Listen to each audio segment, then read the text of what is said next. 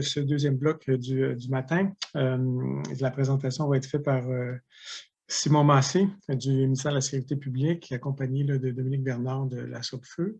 Simon qui touche au feu, ce qui est une nouveauté pour nous de le voir travailler sur le feu. Simon, je te laisse la parole. Ça fait, merci Thomas, bien content d'être avec vous ce matin. On va faire la présentation en duo avec Dominique Bernard de la SOPFEU, qui est agente de protection pour la zone nordique. Donc, présenter les projets qu'on débute là, dans cette communauté nordique pour atténuer les risques liés aux feux de forêt. Donc, l'aléa feu de forêt, en fait, c'est vraiment un aléa qui peut avoir des conséquences dévastatrices. Là. On parle d'une menace là, directe à la vie, potentiel de destruction aussi d'infrastructures, d'isolement aussi des communautés lorsque ça survient. Les changements climatiques, en fait, là, toute la modélisation là, pointe vers un accroissement de la sévérité et de la fréquence des feux. On voit déjà aussi une saison là, plus longue qui débute plus tôt au printemps, donc on est en plein dedans là, ces jours-ci d'ailleurs, avec des feux qui sont aussi appelés à devenir plus intenses. Il y a tout un contexte d'augmentation de la vulnérabilité, donc on vient développer de plus en plus à l'interface entre les milieux naturels et les milieux urbains, donc dans la zone périurbaine. On a aussi une augmentation de la villégiature, donc plus d'éléments exposés en forêt. Tout ça, en fait, là, met de l'avant l'importance de la prévention. C'est un peu le contexte qui a mis la prémisse, là, en fait, au projet qu'on va vous présenter aujourd'hui dans cette communauté nordique du Québec. Donc, juste revenir sur quelques événements marquants de feux de forêt dans les dernières années, là, ça montre un peu l'ampleur du risque. Donc, évidemment, Fort McMurray en mai 2016. Donc, on parle d'un feu qui a mené à l'évacuation de 80 000 personnes, 2500 résidences et édifices brûlés. On parle de 3,6 milliards de dollars en dommages, là, ce qui en fait la catastrophe naturelle la plus coûteuse de l'histoire du Canada. L'an dernier, à Layton, la communauté de Colombie-Britannique a été dévastée, détruite à 90 % la même journée où on a atteint un record de chaleur de près de 50 degrés dans la municipalité. Ça montre un peu l'importance du risque. Au Québec, on n'est vraiment pas épargné par le risque de feu de forêt. Un exemple, en juillet 2013, le gros feu de Beach-Wanbit sur la Côte-Nord. La route 138 avait été bloquée pendant quelques jours, plusieurs camps aussi incendiés. En fait, ça avait aussi bloqué l'accès aux autres communautés à l'est de Beach-Wanbit. Un autre événement en 2013, un feu à East Main dans la baie James, en fait, qui a fait 10 fois la superficie de l'île de Montréal. Juste pour vous dire aussi, les feux, des fois, peuvent avoir des conséquences même très lointaines. À l'époque, il y avait eu des lignes de haute tension qui avaient été touchées. On parle d'1 demi-million de clients privés d'électricité dans la région de Montréal. Le métro paralysé, même la ronde avait dû fermer. Il y avait des communautés cris qui avaient été évacuées, de même que des mines. Quand je parlais aussi de l'intensification de l'aléa avec les changements climatiques, si on voit une carte là, du Canada, en fait, avec l'intervalle de retour des feux, l'intervalle de retour des feux qui est le temps que ça prend pour qu'une même superficie soit brûlée à nouveau. Donc, dans les territoires qui sont visés par les projets, soit la base Côte-Nord et la baie James, en base Côte-Nord, on s'attend vraiment à une réduction de l'intervalle des feux. Donc, initialement, on parlait de l'ordre de 250 à 500 ans avant que la superficie soit rebrûlée. On s'attend d'ici 2100 à ce que cet intervalle-là réduise entre 50 et 125 ans. Sur la baie James, là aussi, l'intervalle se réduit entre 125 et 250 ans. Maintenant, on serait entre 0 et 50 ans. Donc, ça montre un peu l'importance de ce qui s'en vient. Ici, un graphique qui montre les superficies brûlées mensuellement, donc modélisation jusqu'en 2100 avec les scénarios de changement climatique. Donc, les barres en vert, là, ici, c'est l'augmentation qu'on s'attend avec le scénario en fait, de réduction rapide des gaz à effet de serre. Même à ça, on aurait des superficies brûlées qui pourraient doubler. Puis avec le scénario pessimiste d'augmentation continue des gaz à effet de serre, les superficies brûlées annuellement pourraient tripler, voire quadrupler au Canada d'ici 2100. Donc, je passerai la parole à Dominique pour cette section-ci.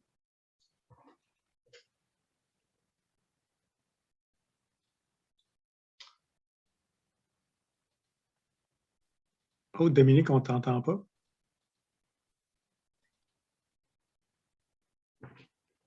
Non. En tout cas, moi, je ne t'entends pas. Est-ce que vous m'entendez? Oui. Oui? Parfait. Donc, Dans le fond, le projet qu'on vous présente aujourd'hui, il est situé sur le territoire de la zone nordique. Il y a une grande distinction à faire là, entre la zone de protection intensive puis la zone de protection nordique à la Sopfeu. La zone de protection intensive, c'est celle que vous voyez en vert sur la carte. Puis tous les feux qui apparaissent dans cette zone-là sont combattus systématiquement. Tandis qu'en zone nordique, le combat n'est pas systématique. On va combattre les feux seulement pour protéger certaines valeurs sur le territoire, comme des municipalités, des communautés autochtones ou des infrastructures d'Hydro-Québec. Donc, c'est un peu ça que vous voyez, les rayons d'intervention sur la carte. Puis, toutes les superficies en blanc au nord, dans le fond, ça peut être des feux qui brûlent librement et qui assurent un certain rôle écologique. En moyenne, annuellement, on a 400 incendies de végétation au Québec. Puis en 2021, il y en a eu 625 pour environ 50 000 hectares de touchés. Je vous présentais la différence entre la zone de protection intensive et la zone nordique. Il y a une grande différence des causes des incendies entre ces deux zones-là, puis des superficies annuelles brûlées. En zone de protection intensive, c'est beaucoup des feux de cause humaine, tandis qu'on a vraiment le ratio, la proportion inverse là, en zone de protection nordique, où c'est des feux de cause naturelle de plus grande envergure. On a une moyenne sur 8 ans là, de la superficie annuelle brûlée, zone de protection nordique versus zone de protection intensive à droite. Là. On voit que c'est un peu plus du double de superficie brûlée, mais si on avait des données d'une plus grande échelle, ça serait probablement plus marqué encore que ça. Je vais repasser la parole à Simon pour une description du projet. Oui, en fait, petite mise en contexte pour les projets en cours, donc dans les communautés nordiques, de par leurs caractéristiques, donc on parle de leur isolement, leur éloignement, ça implique aussi des délais d'intervention pour la Sopfeu lorsqu'il y a des incendies. Aussi, on parle de la grande distance des ressources de combat. Aussi, les communautés nordiques sont, en fait, l'aléa est amplifié par la présence de combustibles essentiellement résineux, donc les essences résineuses ont un potentiel, en fait, de créer des feux d'une plus grande intensité qui se propagent plus rapidement, par exemple, que dans les forêts, là, essentiellement, caractérisées par soit des essences caduques ou un mix entre des résineux et des feuillus. Puis aussi, dans le nord, en fait, là, il y a un potentiel de feu de foudre de très grande envergure. Tout ça, ça met en évidence l'importance de la prévention. Donc, il y a une entente qui a été conclue entre le MSP et la Société du Plan Nord là, à l'automne 2021, donc pour allouer une enveloppe de 2 millions aux communautés nordiques pour réduire leur vulnérabilité face aux feux de forêt. Donc, en collaboration avec la Sopfeu, en fait, on a démarré des projets dans les communautés de Radisson, de Fermont, de Rivière-au-Tonnerre, Bidjouane-Bits, Agouaniche, Natashquan et Saint-Augustin. En fait, pour financer la mise en œuvre de recommandations que la Sopfeu a émises dans le cadre d'études de vulnérabilité qui avaient été réalisées auparavant. En fait, les projets s'inscrivent dans le cadre pour la prévention de sinistres, qui est le principal programme du gouvernement du Québec, qui offre un soutien financier et technique aux municipalités et au MRC pour réaliser soit des analyses de risques ou des travaux de prévention, d'atténuation des sinistres. En fait, comme pour tous les projets financés par le CPS, là, ça suit la démarche de gestion de risque qui est ici présentée avec la figure à droite.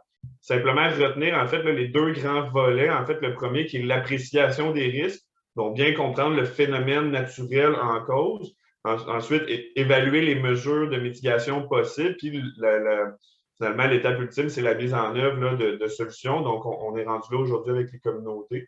Entre 2013 et 2021, il y a eu des investissements de l'ordre d'environ 100 millions en vertu du cadre pour la prévention de sinistres qui ont permis de protéger des biens évalués à 775 millions de dollars. Donc, je passe la parole à Dominique pour les études de vulnérabilité.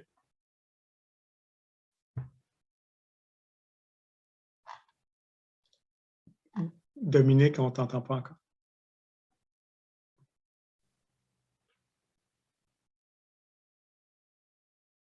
Est-ce que vous m'entendez? Oui, c'est bon. Oui, OK, super. Désolée pour le petit délai pour le micro. Oui, dans le fond, le mandat de l'équipe de la zone de protection nordique, là, il se scinde principalement en 4 volets. On a la prévention, l'atténuation des risques, la préparation, puis l'intervention, qui est le combat des incendies. Pour ce qui est du volet prévention puis atténuation des risques, depuis la création de la zone nordique en 2014, on a réalisé 19 études de vulnérabilité sur le territoire. Puis la priorisation là, de ces recommandations-là, c'est faite selon une préanalyse de risque, mais aussi selon l'intérêt des municipalités puis des communautés, puis aussi une certaine facilité logistique là, à ce niveau-là. L'objectif des études de vulnérabilité, c'est vraiment d'outiller les communautés dans l'atténuation des risques liés aux incendies de forêt. Comment ça se produit? On fait une analyse de risque sommaire par imagerie satellitaire, puis ensuite, on va vraiment se rendre directement sur le terrain, là, visiter les municipalités puis les communautés. On va rencontrer les acteurs, donc les élus municipaux, les services incendies. Mais on va aussi attester des valeurs sur le territoire, puis regarder le combustible là, en place. C'est quoi les risques pour chacune des valeurs puis des infrastructures essentielles de la municipalité. Puis après ça, on va rédiger des recommandations concrètes là, puis adaptées pour les municipalités qu'on va leur présenter là, directement lors d'une rencontre. Nos recommandations sont principalement basées sur un programme national qui s'appelle IntelliFeu ou FireSmart en anglais. Puis ce programme-là, il agit sur 7 sphères. Il y a la formation, la législation, l'éducation, la planification d'urgence, le développement urbain, la gestion du combustible, qui est un des gros volets majeurs dans notre projet. Puis quand on parle de combustible, on parle surtout de végétation. Puis la coopération interagence.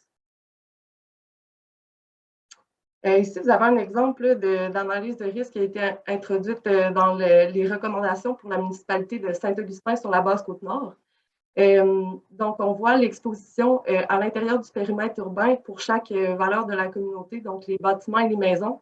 On voit l'exposition à 3 différents risques, donc la chaleur radiante, les feux disséminés courte distance et les feux disséminés longue distance. On a aussi d'autres types de... Ici, vous avez un exemple pour la municipalité de Natashquan, d'une préanalyse terrain là, qui a été faite avant la visite pour cibler vraiment quel secteur qu'on allait aller observer, prendre des photos, puis évaluer le combustible. Puis ces 2 types de cartes-là, là, après ça, ils servent beaucoup aux municipalités pour justement prendre les actions concrètes puis évaluer les travaux à faire en termes de gestion du combustible. Pourquoi que je parle de gestion du combustible? À gauche, vous avez un beau triangle du feu qui représente les 3 éléments là, essentiels à la réaction chimique de la combustion. Puis le combustible, c'est le seul d'entre eux qu'on peut supprimer pour prendre des actions concrètes puis réduire l'aléa à la source. Donc, vous avez un exemple de 2 images d'un bâtiment qui est bien entouré de végétation, puis l'autre qui est beaucoup mieux dégagé. Ouais, par l'analyse des grands sinistres, puis aussi par des expériences terrain, le programme IntelliFeu, il a vraiment réussi à démystifier les approches de mitigation des risques pour les communautés qui se retrouvent en milieu forestier. Par le passé, il y avait beaucoup d'énergie qui était mise sur la création de des larges coupe-feux qui entouraient les communautés, comme on voit à droite ici. C'est un bon exemple avec la communauté de Kawawa-Chikama, qui est au nord du Québec. Il y avait un coupe-feu qui avait été créé en 2013, puis l'année suivante, en juin 2014, il y a eu un feu de cause humaine qui a émané du sud de la communauté, puis qui a traversé le coupe-feu, puis qui a brûlé un autre 600 hectares là, de forêt qu'on ne voit pas sur la photo, mais on voit que ces mesures-là ne sont pas nécessairement efficaces puis peuvent créer un faux sentiment de sécurité. Ce que le programme IntelliFeu il a développé, c'est une approche vraiment bâtiment par bâtiment, donc à fine échelle, qui vise à limiter le potentiel d'émission des bâtiments, diminuer progressivement l'intensité d'un incendie de forêt qui approche, mais aussi diminuer le risque qu'un feu de bâtiment puisse se propager à la forêt puis induire plus de pertes à ce moment-là. Vous avez une image un peu de cette approche-là, une figure en fait, de l'approche bâtiment par bâtiment. Donc, on voit un feu de cime continu qui part de la forêt, qui va traverser plusieurs zones d'aménagement du combustible, qui va se transformer en feu de cime intermittent, puis en feu de surface, puis qui va s'arrêter dans un certain rayon du bâtiment à une zone qui est non combustible pour éviter d'initier le bâtiment. Donc, on a des stratégies d'aménagement de la végétation dans ces 3 différentes zones-là.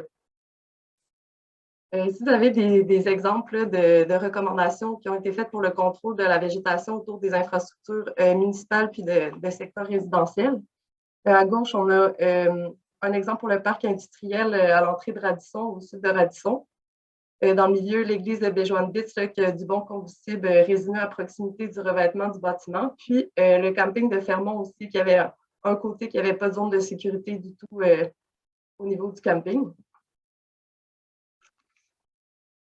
Évidemment, là, ces zones de protection-là, d'aménagement de la végétation, ils s'appliquent aussi en terrain privé, donc sur les terrains privés des propriétaires. Donc, on recommande ces mêmes types d'aménagement-là, d'aménagement de la végétation herbacée, mais aussi de la végétation hautement inflammable, là, résineuse, autour des bâtiments. Donc, vous avez quelques exemples de photos qui ont été pris lors des études à droite. Puis, sur terrain privé, on a d'autres types de recommandations qui concernent davantage l'installation des jupes en dessous des galeries, qui est un gros facteur d'ignition des bâtiments. C'est un bon endroit pour que les feux disséminés puis les tisons s'agglomèrent en dessous des galeries puis prennent feu. Donc, on recommande d'installer des jupes, de mettre des pares étincelles sur les installations de feu de camp, mais aussi sur les cheminées, de vider les gouttières, puis d'utiliser des matériaux non combustibles pour les maisons, les toitures surtout, et les revêtements extérieurs. Un autre type de recommandation qu'on émet dans nos rapports concerne surtout l'information et la sensibilisation.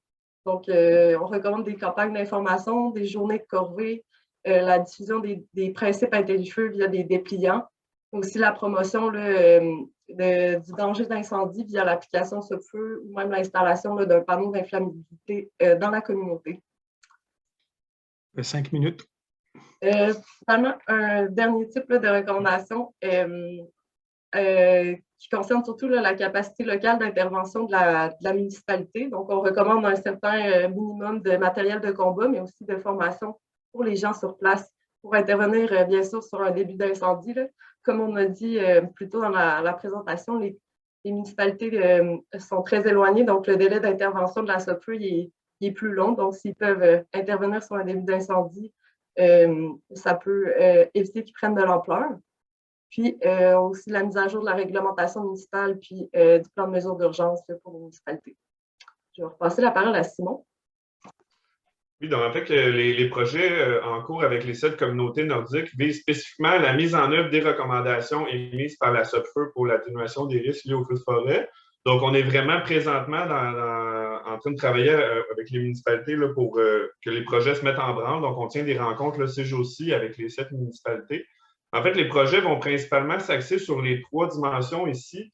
Donc, d'abord, la planification et la priorisation des mesures par les municipalités avec le soutien de la Sopfeu. Après ça, la réalisation des travaux de contrôle de la végétation autour des infrastructures municipales et autour de secteurs résidentiels. Et aussi tout un volet de sensibilisation des intervenants municipaux, de la population, puis la mise à jour des plans et la formation aussi des intervenants. Donc, c'est des travaux qui vont s'échelonner sur une période de 2 ans, des travaux qui sont sous la responsabilité des municipalités, mais avec un soutien étroit à la fois du MSP et de la Sopfeu. Tout ça aussi se fait dans un esprit d'autonomisation des communautés. Donc, c'est vraiment eux qui sont maîtres d'œuvre des projets, qui décident un peu la façon qu'ils vont faire pour mettre ça en œuvre. La plupart favorisent la main-d'œuvre locale, vont aussi, avec le projet, acquérir de l'équipement pour réaliser les travaux de contrôle de la végétation. L'équipement aussi va servir dans le futur pour entretenir les travaux. Tout ce qui va être fait comme effort en termes de formation, sensibilisation, communication, aussi, en fait, va contribuer à renforcer la résilience des communautés nordiques. Donc, ici, en fait, on a développé avec la Sopfeu un protocole d'accompagnement technique pour les municipalités, spécifiquement en lien avec les travaux de contrôle de la végétation, pour être certain que ce qui va être fait par les municipalités soit le plus efficace possible, va permettre vraiment d'assurer la sécurité des gens. Donc, tout d'abord, la première étape, c'est dès ce printemps, donc les soutenir dans leur planification des travaux, donc la priorisation de ce qu'il y a à faire.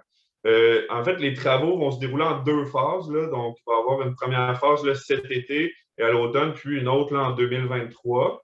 Donc, la Sopfeu va faire des visites avant les travaux, caractériser l'état initial, un peu enligner les municipalités sur ce qu'il y a à faire. Puis, va y retourner une fois les travaux complétés pour attester la conformité, puis au besoin proposer des correctifs. Même chose à l'été, automne 2023. Puis à la fin du projet, il va y avoir un rapport final qui va être préparé, faire un peu état de ce qui a été fait, puis possiblement aussi avoir des recommandations pour des suites dans les années futures. Donc, en conclusion, en fait, les projets qu'on vous a présentés aujourd'hui qui sont en démarrage, ça constitue les premiers projets d'envergure pour l'atténuation des risques de feux de forêt au Québec. C'est aussi les premières initiatives d'opérationnalisation des principes IntelliFeu au Québec.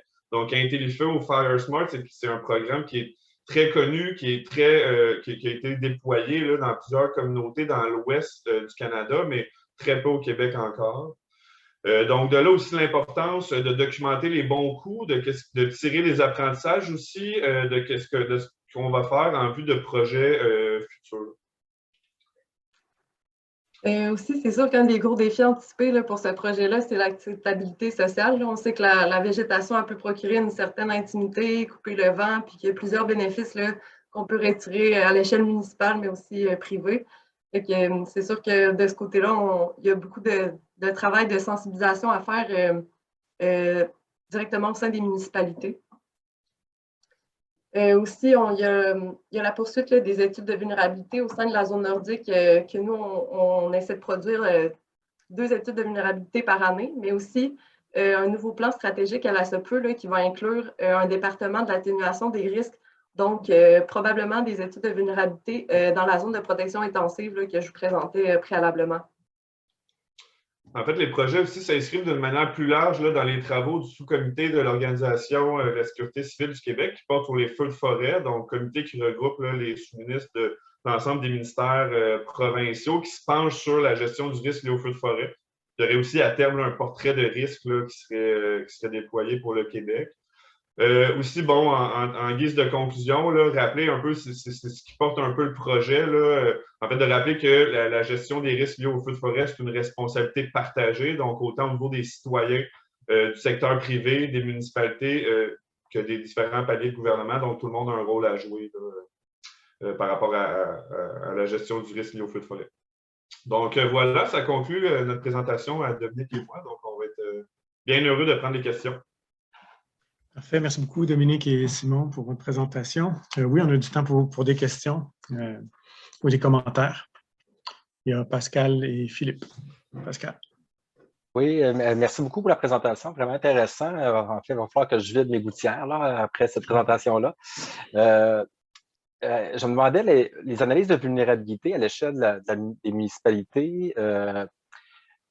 C'est quoi les variables qui sont intégrées dans l'analyse de vulnérabilité? J'ai vu que vous aviez des projections pour l'ALEA comme tel, mais au niveau de la vulnérabilité, quelles variables sont intégrées dans l'analyse? C'est sûr que dans le fond, ça dépend des municipalités. Comme la ville de Fermont, c'est beaucoup plus gros. Puis, mais mettons qu'on prend une municipalité comme Aguaniche, on peut vraiment y aller bâtiment par bâtiment puis faire une analyse spécifique au bâtiment. Tandis qu'on va, pour des plus grandes municipalités ou des villes, on va se donner plus une idée générale de qu'est-ce qui est vulnérable, mais on va s'attarder surtout aux infrastructures spécifiques. Mettons, les tours de télécommunications ou les bâtiments vraiment stratégiques là, dans la municipalité. Je ne sais pas si ça répondait à la question correctement.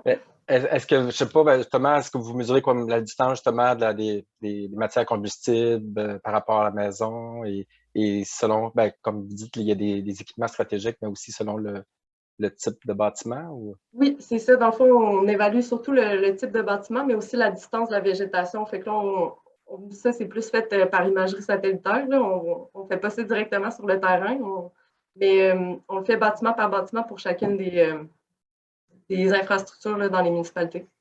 Okay. Merci beaucoup. Merci Pascal. Philippe? Merci beaucoup. Excellent projet. J'avais une question peut-être pour vous deux. Bon, moi, je travaille avec la communauté Pessamite et à chaque fois, ils nous disent, ben ouais, c'est sûr que c'est notre responsabilité de faire attention au territoire, mais en grande partie, le territoire, c'est pas eux qui le gèrent, notamment les compagnies forestières. Donc, ma question, on ne rentrera pas dans les questions à propos du caribou, mais la question, comment le MSP, puis aussi la SOPFEU, vous travaillez justement avec les compagnies privées comme les compagnies forestières, parce que ce sont eux qui sont sur le territoire et il y a aussi un risque, bon, évidemment relié à leurs activités ou des précautions ou de la prévention à faire. Comment ça se passe? Est-ce qu'il y a des interventions qui se font justement auprès des compagnies forestières? Nous autres, ça va être. Je peux peut-être commencer.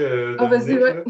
Nous autres, je pense que ça va être du cas par cas selon vraiment les spécificités liées aux municipalités. Puis si on est en zone nordique, là, donc on n'est pas dans des secteurs aussi avec une exploitation commerciale de la forêt très, très intensive comme dans le sud, là.